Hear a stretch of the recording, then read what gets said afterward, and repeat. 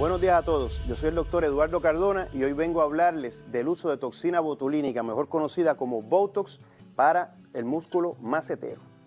El Botox o toxina botulínica es un relajante muscular. Cuando se aplica en el músculo pierde tonicidad, pierde fuerza. Y el músculo macetero, como es un músculo de masticación, en algunos casos se hipertrofia, se hace excesivamente fuerte. Y en estos casos puedes aplicarlo para debilitarlo y llevarlo a unos parámetros que estén más en lo normal.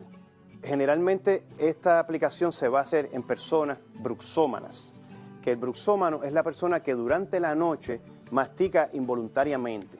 Entonces ese músculo se hace muy fuerte y esto va a dañar las superficies dentales y te puede dañar también la articulación temporomandibular, que es la bisagra de la mandíbula.